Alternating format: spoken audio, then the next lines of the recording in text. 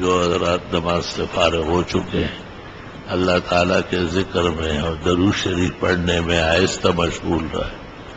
واحد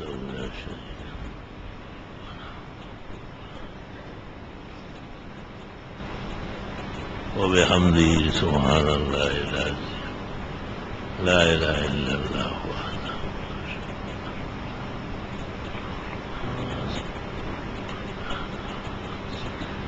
ورزقنا محمد وعلى آل محمد وعلى آل إبراهيم.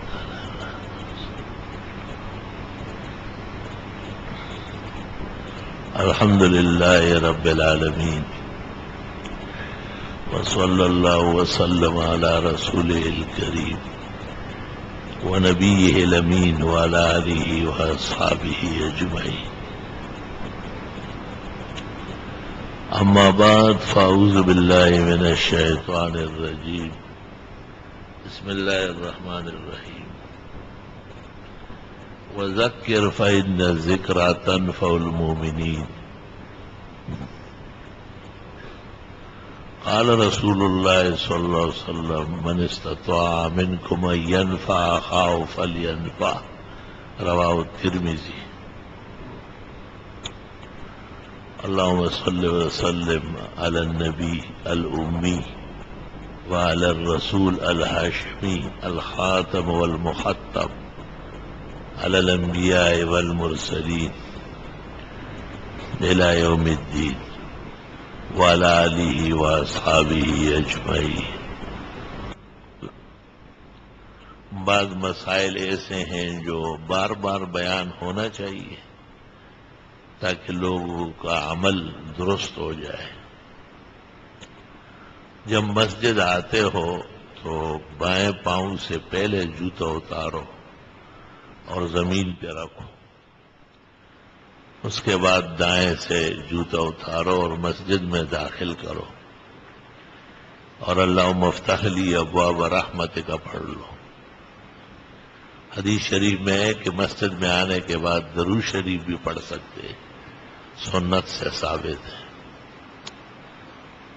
اور دعا بھی کر سکتے ہیں رب اغفر لی وارحمنی وتب علی انک انت التواب الرحیم. یہ وہی دعا ہے جو جماعت کے انتظار میں جو صفوں میں بیٹھتے ہیں ان کو فرشتے دعا دیتے ہیں.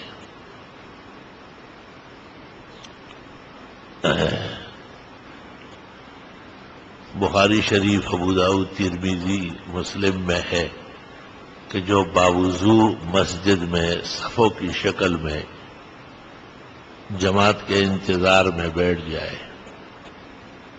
کہ اب تھوڑی دیر میں جماعت ہونے والی ہے،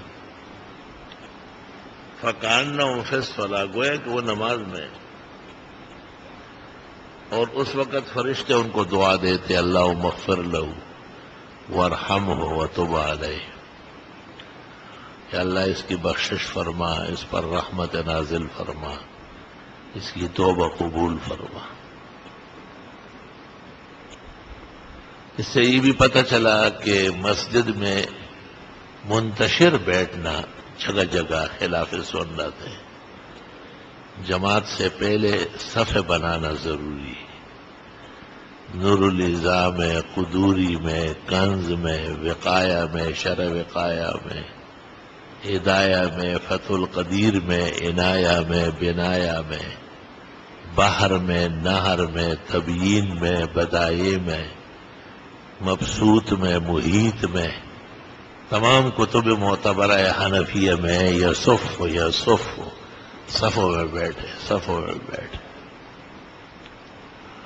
نہ جانے کہ یہ خود سری کب سے شروع ہوئی کہ لوگ جیسے چاہتے ہیں کہیں بھی بیٹھ جاتے ہیں، اور اس پر علمی سکوت اس سے بھی زیادہ افسوسناک ہے. علماء کے رینج سے اس کا نکلنا یہ اور زیادہ خبر از مرگ ہے. اور مسئلہ اتنا مستحکم ہے کہ فتاوی عالمگیری میں، قاضی میں، بزازیہ میں، تاتاریہ میں، فتاوی حرمین میں، خطاب ہمایونی میں سب میں لکھا ہے کہ آنے والا صفوں کو سلام نہ کرے، اور اگر کسی نے غلطی سے صفوں کو سلام کیا یسعہم اللہ یجیبو، لوگوں کو چاہیے کہ جواب نہ دے تاکہ اس کو اپنی غلطی کا اندازہ ہو جائے کہ میں نے بے محل سلام کیا، بے موقع سلام کیا ہے۔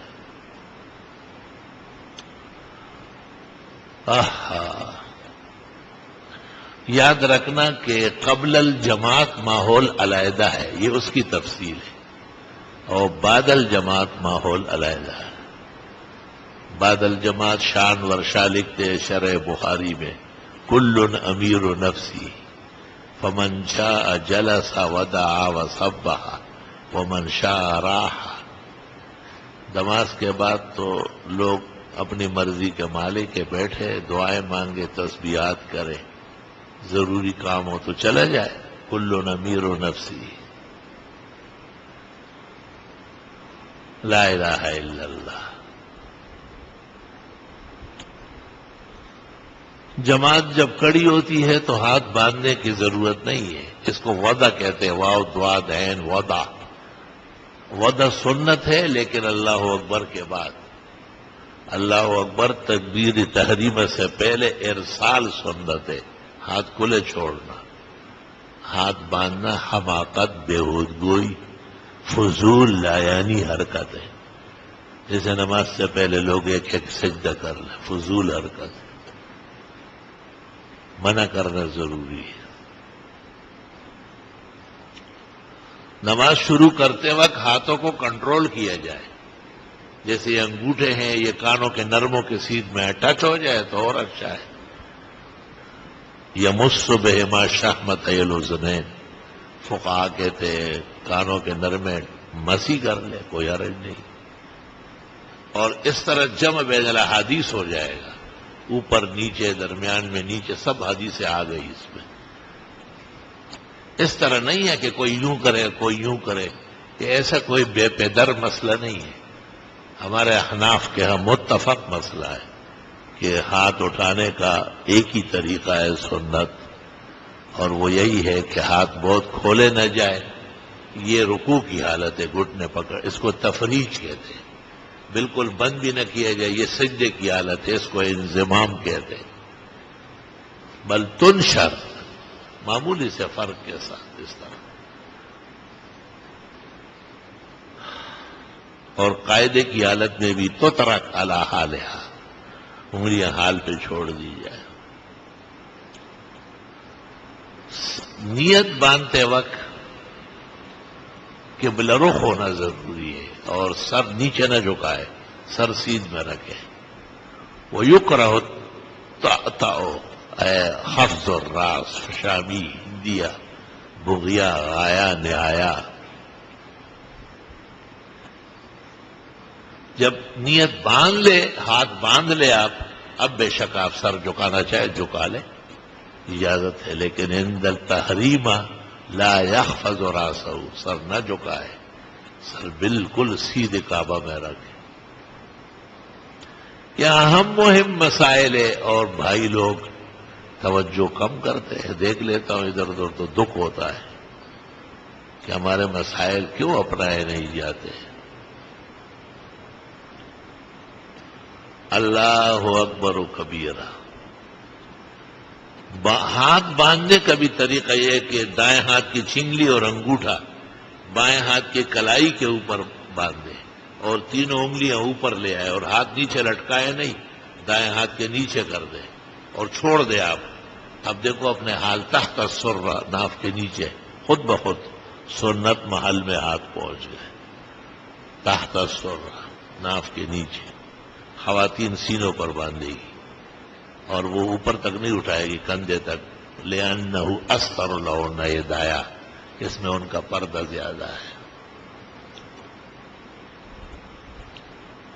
اللہ اکبر و کبھی، اور بھی ساری کیفیت ہے۔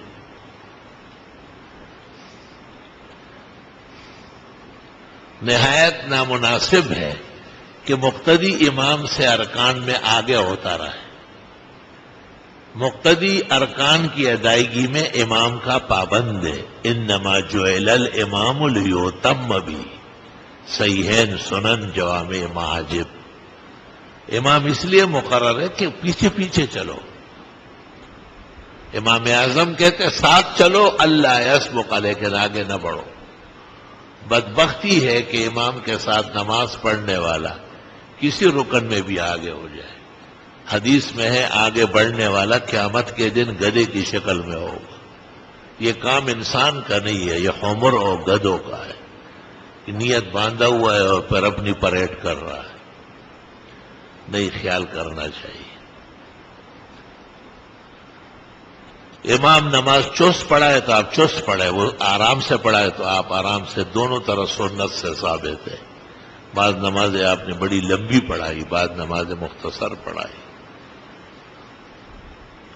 احوال، موسم، حالات، صحت سب کا لحاظ ضروری ہے. الاختیار وشرح للقطلوب ہوگا بالتفصیل.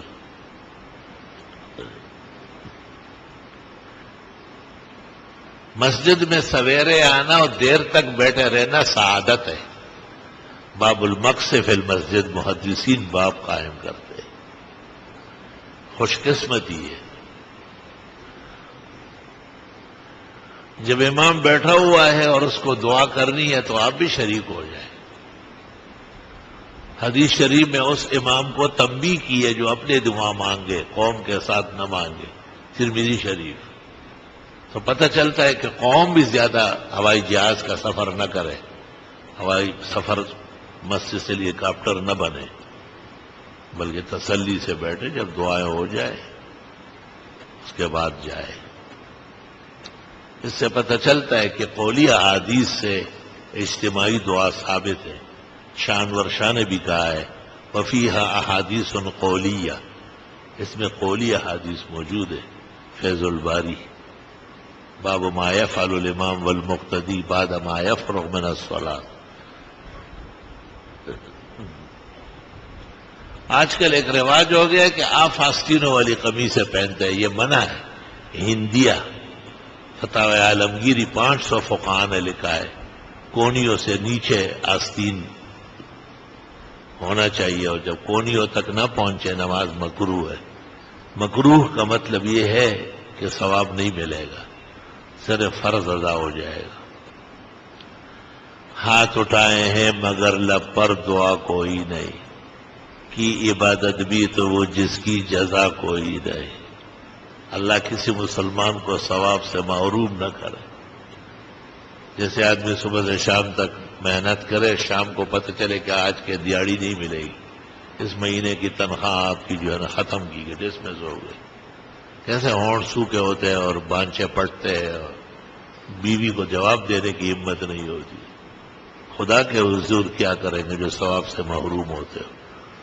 تم کون سے ہیلی کاپٹر اڑا رہے ہو کہ جو ہے نا بھولو پہلوان کے خاندان بنا ہوا ہے، جس کو دیکھو آستین آدھے آستین آدھے. تمہیں شرم نہیں آتی کہ پہلی سزا جو آدم کو ملی تھی وہ لباس کی شکل میں تھی کہ جنتی لباس اتر گیا. تو جنتیوں کا جو لباس ہے علماء اور طلباء، صلحاء اور اولیاء اور نیک خصلت نمازیوں کا، اس لباس کو اپناؤ، اس میں خیر و عافیت ہے. لباس التقوی ذالک خیر. مفسرین کہتے مضاف مقدر ہے، لباس اہل التقوی ذالک خیر. اللہ والوں کا لباس اپنانا چاہیے، اس میں خیر و عافیت ہے. مرد کے لیے ناپسند کیا گیا، بلکہ نماز پھر پڑھائی گئی اگر پانچے ٹخنوں کے نیچے ہو. پانچے ٹخنوں سے اوپر رہنا چاہیے، ٹخنے نظر آنا چاہیے. ایک صحابی کی عادت ہو گئی تھی بار بار پانچے نیچے جاتے تھے. شمائل میں حضرت زمین پر اس کے سامنے بیٹھ گئے. کہا محل ما قد الازار، یہاں تک شلوار کے پانچے آئیں گے، اس سے نیچے یہاں یہاں. لا حق للازار فی اسفل الکعبین، پانچوں کو ٹخنوں سے نیچے ہونے کا تجھے کوئی حق ہی نہیں. علماء کہتے ہیں ان کے سامنے بیٹھ گئے، وہ بہت زیادہ پریشان ہو گئے. آپ نے کہا تاکہ تجھے مسئلہ یاد رہے، تجھے میرا خیال ہے مسئلے کا نہیں، قلب میں سوز نہیں، روح میں احساس نہیں، کچھ بھی پیغام محمد کا تمہیں پاس نہیں. سر ڈھکنا بالاتفاق سنت عام زندگی میں بھی، اسکول جاتے ہوئے، کالج جاتے ہوئے، دفتر جاتے ہوئے، فیکٹری جاتے ہوئے، بازار جاتے ہوئے. دو کام ہیں جو شیطان سے بچاتے ہیں، ہمیشہ باوضو رہنا اور سر ڈھانک کے رکھنا. بے وضوئی کا غلبہ ہونا بھی شیاطین کو دعوت ہے، اور سر ننگا رکھنا بھی اوباش لوگوں کا طریقہ ہے. اور سرکشی اتنی بڑھ گئی کہ نماز ننگے سر پڑھتے اور پھر کہتے کوئی فرق نہیں پڑتا. فرق تو پڑتا ہے لیکن فرق تم جانتے نہیں.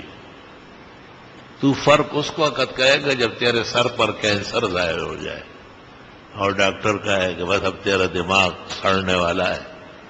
تو کہے گا کہ ہاں فرق پڑ گیا. تم فرق کس کو کہو گے جب گولیوں کے چھلنی ہو جاؤ؟ اس کو فرق کہو گے. فرق کس کو کہتے ہیں؟ فرق اس کو کہتے کہ سر ڈھکنا سنت ہے اور ادب ہے، اور تم اس سے بدنصیب ہو رہے ہو اور بلا وجہ کے ہو رہے ہو. احتیاط ضروری ہے، سر ڈھکنا چاہیے. مسلمان بھائیوں کو آگاہ کریں، کہتے رہے کہ بھائیوں سر ڈھکو، سر ڈھکنا سنت طریقہ ہے. اللہ اکبر و کبیرہ. نمازوں کے بعد جب سنتیں ہیں، جیسے مغرب کے 3 فرضوں کے بعد 2 رکعت، ظہر کے 4 فرضوں کے بعد 2 رکعت، عشاء کے 4 فرضوں کے بعد 2 رکعت، یہ موقت سنت ضروری ہے. تو مختصر دعا اللہم انت السلام او بمقدارہا کر کے اور سنتیں پڑھ لیں. تفصیلی دعائیں، تفصیلی تسبیحات وہ سنتوں کے بعد ہے. موقت سنتوں سے پہلے بیٹھے رہنا، آیت الکرسی، استغفار یا تسبیحات کرنا سنت کی خلاف ورزی ہے. علماء نے ناراضگی ظاہر فرمائی کہ یہ کام غلط ہے، یہ سنت فوت ہو جائے گی. ابن الحمام نے فتح القدیر شرح ہدایہ جلد اول صفحہ 112-113 پر 2 قول نقل کیے. ایک یہ کہ ایسے شخص کی سنت فوت ہو گئی، جب اٹھے گا تو نفل پڑے گا. اور دوسرا قول یہ کہ نہیں، سنت تو پھر بھی پڑے گا لیکن خلاف سنت طریقے سے، جیسے ختنے میں تشہیر ہو یا ولیمے میں ڈول ڈانس ہو تو ختنہ سنت، اعلان مناسب نہیں. ولیمہ سنت لیکن ڈول ڈپکڑے حرام ناجائز. سنت اب بھی پڑھ رہا ہے، یہ بیٹھا رہنا غلط طریقہ تھا. یہ کون کہے گا جب تک احسن العلوم نہ آئے؟ ایسے بیٹھے رہتے ہیں. اور یہ وہ اچھے والے لوگ جو ہے بہت ہی جرمنی والے مسلمان، وہ بیٹھتے ہیں کہ داڑھی بھی ہو، چہرے بھی ذرا گورے ہو، تسبیحات بھی جیب میں موجود ہو، وہ بیٹھتے ہیں. ان کو لگام دینا مشکل کام ہے. باقاعدہ کہنا پڑتا ہے کہ اٹھو، پہلے سنت پڑھو پھر تسبیحات کرو. اور اس پہ کوئی قول ہی نہیں ملا خلاف کا. اور وہ جو لکھا وان شمس الائمہ الوانی لا باس بقراءۃ الاوراد، ابن الحمام کہتے ہیں لا باس کا مطلب یہ ہے کہ مکروہ اور خلاف اولا.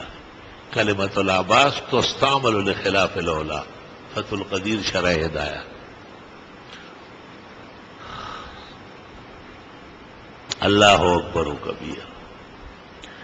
تسبیحات جب پڑھے تو صرف دائیں ہاتھ سے گنے، بائیں ہاتھ کا کوئی کام نہیں ہے. حدیث فقہ میں منع آیا ہے. اور دعا تسلی و تفصیل سے مانگا کریں. دعا کو یا نیک عمل کو درود شریف سے شروع کرنا منع فرمایا ہے. دعا ہو یا درود ہو یا کوئی بھی نیک عمل ہو، اللہ کے حمد و ثنا سے ہے، اس کے بعد درود شریف ہے. حمد و ثنا کو ہٹانا اور درود سے شروع کرنا شیطان کو خوش کرنا ہے. ترمذی شریف میں 6 حدیثیں، اور جس نے پہلے درود پڑھا آپ نے کہا عجلتا، تم نے عجلت کی ہے. اذا دعوت فاحمد ربک، جب دعا مانگو پہلے الحمدللہ پڑھ لو. عمل الیوم میں ابن سیری کہتے اوس ثنا علیہ، یا کوئی بھی ثنا ہو، ثم صلی علی نبی کا، پھر درود پڑھو. درود کا ہمیشہ دوسرا نمبر ہے.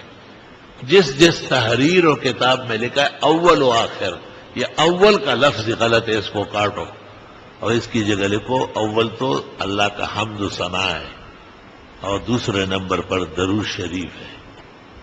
تفصیل دلائل ہمارا پامفلیٹ اصلاح و اطلاع نکلا ہے، اس کو حاصل کرو.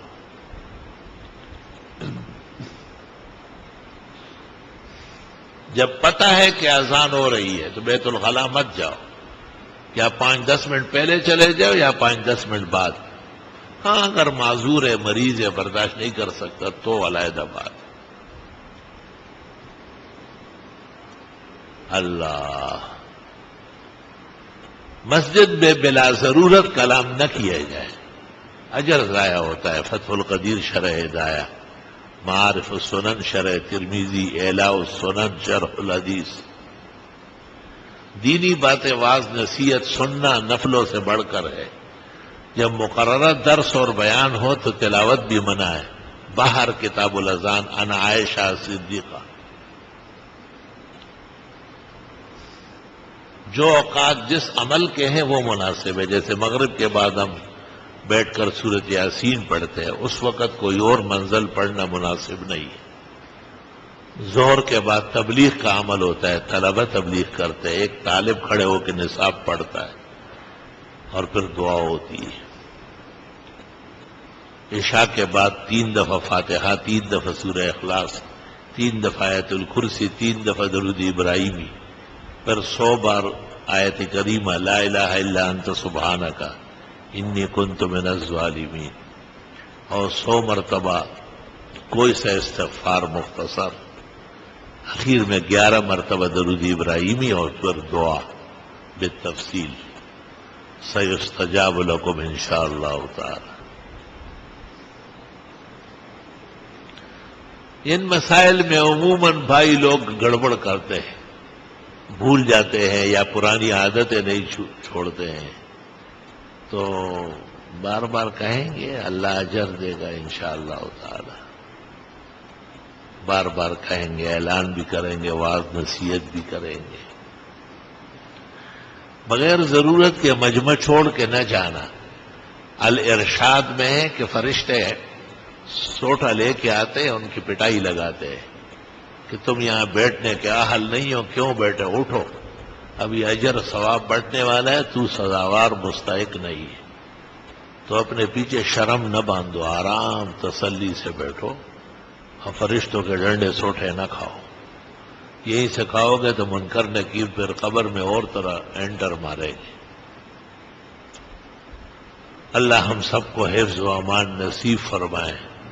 چھوٹی بڑی ہر طرح غلطیاں اللہ تعالیٰ معاف فرمائے اور امت کو مسائل پر متوجہ فرمائے. دائیں و بائیں کا فرق کیا کرو. جوتا بائیں ہاتھ میں لو، کتاب دائیں ہاتھ میں، قرآن شریف دائیں ہاتھ میں لیا کرو. اگر ورق پلٹنا ہو تو بائیں ہاتھ میں لے لو، دائیں ہاتھ سے ورق پلٹ دو، پھر دائیں ہاتھ میں لے لو. اصحاب الیمین ہیں اب دائیں ہاتھ والے، دائیں ہاتھ والے. کھانا دائیں ہاتھ سے کھاؤ، پانی دائیں ہاتھ سے پیو، خیر خیرات کسی کو دے تو دائیں ہاتھ سے. غلطی سے وہ بائیں آپ کا ہے نا، دائیں ہاتھ آگے کرو. بہت خیال رکھنا ہوگا. پیغمبر نے ابو بکر کو چھوڑا جو بائیں طرف تھے، اور ایک عربی کو دیا کیونکہ وہ دائیں طرف. آپ نے کہا حق آپ کا ہے جو دائیں طرف ہے. دائیں ہاتھ سے نام اعمال ملے گا، یہ کامیابی کی علامت ہوگی. جن کو بائیں ہاتھ میں دیا جائے گا یہ تباہی اور بربادی کی علامت ہوگی، وہ جہنم جائیں گے وہ. تو یہیں سے دائیں اور بائیں کا فرق سیکھو اور شرماؤ نہیں اور نہ گھبراؤ. عادتوں کی اصلاح کر لو. بہترین عبادت عادتوں کی اصلاح ہے. ابتدا میں جب ایک مسئلہ اپنایا جاتا ہے تو مشکلات ہوتی ہے، اللہ اجر دیتا ہے. علماء اور دوست تشریف لاتے ہیں، کچھ کتابیں یہاں سے بٹتی ہے، پیش کرتا ہوں ان کو. تو بے خیالی میں بائیں ہاتھ میں لے لے. میں ان کو کہتا ہوں تھوڑی تکلیف تو ہوگی لیکن کوشش کرو کہ کتابیں دینی کتابیں دائیں ہاتھ میں لے لیں. اللہ جزائے خیر دے، عمل کر لیتے ہیں. اللہ تحقیق گھڑی آل سنت کی بائیں ہاتھ پر ہوگی، دائیں ہاتھ پر ففی عقلی ہی فطر، اس کی عقل میں کمی ہے جو گھڑی دائیں ہاتھ پہ پہنتا ہے.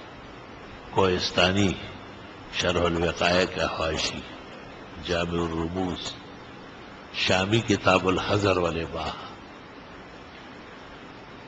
انگوٹھی پر قیاس ہے، روافض اور شیعہ دائیں ہاتھ میں پہنتے ہیں اور اہل سنت والجماعت بائیں ہاتھ میں، تو اسی پر گڑی قیاس ہے. ایک بڑے عالم کی عادت ہے کہ وہ دائیں ہاتھ پر پہنتے ہیں. یہاں سے ان کو اطلاع پہنچ گئی تو مجھے ٹیلی فون کیا کہ اکثر احادیث میں تو دائیں ہاتھ کا ذکر ہے. میں نے گزارش کی کہ بخاری کتاب العلم میں ہے کہ حضرت جب مہر لگاتے تھے تو آپ کو کہا گیا کہ یہ لوگ تو خط پڑھتے ہی نہیں جب تک مہر نہ ہو. فاتخذ خاتما من فضہ، آپ نے چاندی کی مہر بنوائی. وَنَقَشَ فِيهِ محمد الرسول اللہ. تو جب انگوٹھی میں یا گڑی میں کوئی آیت ہو یا حدیث کا ٹکڑا ہو یا عربی کا مبارک کلمہ ہو، دعا ہو، تو بے شک دائیں ہاتھ ہوگا احترام میں. لیکن ہماری انگوٹھیاں اور گڑیاں اس طرح نہیں ہے. اس لیے اہل سنت والجماعت کی معتبرات میں ہے کہ اہل حق کی علامت ہے کہ ان کی انگوٹھی اور اب اس پر قیاساً گھڑی وہ بائیں ہاتھ پر ہونا چاہیے.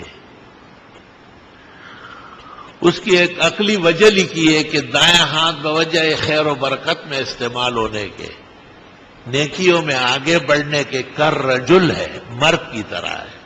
لا يحتاج الى التحلی والتزین، وہ زیب و زینت کا محتاج نہیں ہے. اور بائیں ہاتھ بوجہ اغلاظ اور انجاس میں استعمال ہونے کے، کل مر'a عورت کی طرح ہے. اور عورت اپنی کمی کوتاہی زیورات سے چھپاتی ہے. اومن ينشأ فی الحلیہ وهو فی الخصام غیر مبین. اس کی تو پرورش ہی زیورات میں اچھی ہے، اس لیے تو کھل کر بات نہیں کر سکتی. تو چونکہ بائیں ہاتھ میں نقص ہے بوجہ تلویث فی الانجاس کے، اس کے تیمن اور تبرک میں بدلنے کا ایک طریقہ یہ ہے کہ اس میں انگوٹھی یا کوئی گھڑی وغیرہ پہنی جائے. اور ہماری گھڑی تو پھر مواقیت کی معرفت کے لیے اور ضروری ہے. اور دائیں ہاتھ کا رجل ہے، مرد جو ہے نا، بدر الدین کو ٹھیکا نہیں پہننا ہے، نہ انگوٹھیاں پہننی ہے، نہ پازیب پہنے، نہ بگڑیاں، یہ عورت کو پہننا ہے. وہ ناقص ہے، کمزور ہے، اس نقص اور کمزوری کو چھپانا ہے. آپ دیکھیں گے کہ لڑکے زیورات پہنتے ہیں، ان غریبوں کو پتہ نہیں، معلومات نہیں ہے کہ اللہ نے مجھے مرد بنایا ہے. اس کو شوق ہے کہ کسی طرح خنسا یا اونسا بنے. خدا اسے عقل دے، شرافت دے، اور مردانگی کی عزت نصیب فرمائے. بہرحال یہ بے تفصیل مسائل ہے اور عموماً اس میں کمی کوتاہی رہتی ہے. کبھی کبھی ہم بیان کرتے ہیں. آج تو اتفاق سے چونکہ حج کے ارادے اور خواب دیکھ رہے ہیں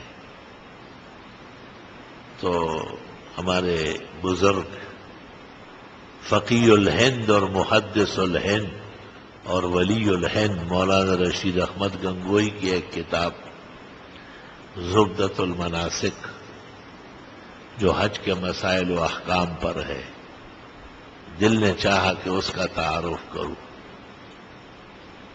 چونکہ احسن العلوم سے چھپ گئی اور پہلی مرتبہ سامنے آئی. کتاب تو بارہا چھپی ہے لیکن بڑی شخصیت کی ہے، جلدی ختم ہو جاتی ہے.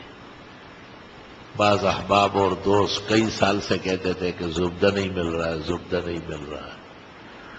میرے پاس طالب علمی کے زمانے میں ایک نسخہ تھا، وہ کئی کتابوں میں آگے پیچھے ہوا، اس پر مولانا بدر عالم میرٹھی کا حاشیہ تھا۔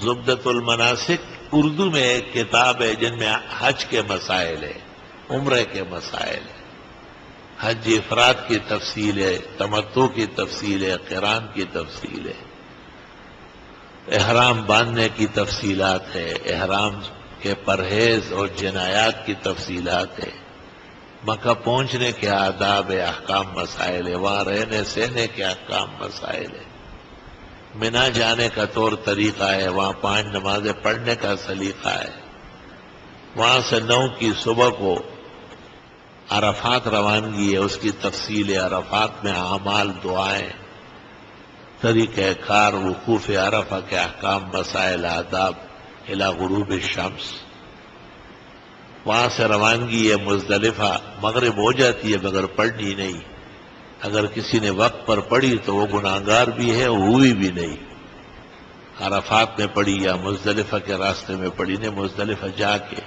مزدلفہ جس کو مشعر الحرام قرآن کہتا ہے، وہاں رات گزارنی ہے کھلے آسمان کے نیچے، غلس میں فجر پڑھنی ہے، اندھیرے میں دعائیں مانگنی ہے، اور 10 تاریخ ہو گئی ذی الحجہ کی، بڑے شیطان کے رمی کے لیے سورج نکلتے ہی روانہ ہونا ہے۔ ان تمام مسائل پر مشتمل، پھر قربانی، مفرد کیسے حلال ہوگا، متمتع کیسے حلال ہوگا، قارن کیسے حلال ہوگا، قربانیوں کی تفصیل، مفرد پر قربانی نہیں ہے وہ مسافر ہے، حاجی متمتع اور قارن پر قربانیاں واجب ہے، سب کچھ کرنے کے بعد حلال ہوگا، بال لے گا تو سلے ہوئے کپڑے خوشبو استعمال کر سکے گا، حل لہ کل شیء الا النساء، سوائے اپنی بیوی سے مباشرت کے سب کچھ جائز ہو گیا، کیونکہ رکن اعظم باقی ہے، طواف زیارت، اس کا وقت 11 تاریخ سے شروع ہے، 10 تاریخ کی شام سے شروع ہے، 11ویں کی رات سے، اور 12ویں تاریخ کے مغرب سے پہلے پہلے سنت وقت ہے، طواف زیارت جو فرض ہے، صدر الطواف،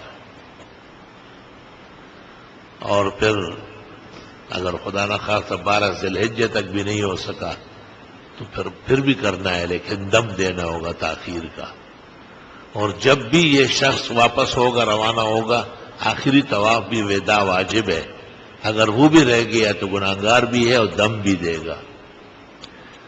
10 تاریخ میں ایک شیطان کی رمی ہے، اور 11 کو 3 کی ہے، 12 کو بھی 3 کی ہے، 10 تاریخ کو صبح سویرے، 11 اور 12 کو زور کے بعد ہے، اگر 13ویں تاریخ کی رات داخل ہو گئی تو مکروہ ہے جانا، اور اگر صبح ہو گئی تو واجب ہو گئی اگلے دن کی رمی، لیکن آج اجازت ہے 13ویں ذی الحج کو کہ صبح سویرے رمی کر لے تینوں شیطانوں کی۔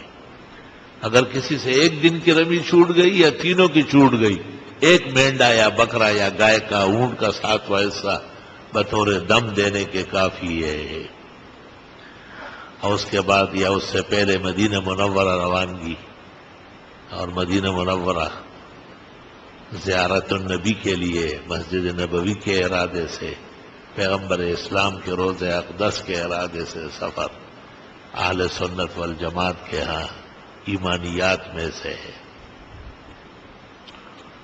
ان تمام تفاصیل پر بہت عمدہ طریقے سے یہ کتاب مشتمل ہے، زبدۃ المناسک، یہاں سے چھپ گئی، آج انہوں نے مجھے چند نسخے بھیجے، میں آپ کو سنانا چاہتا تھا،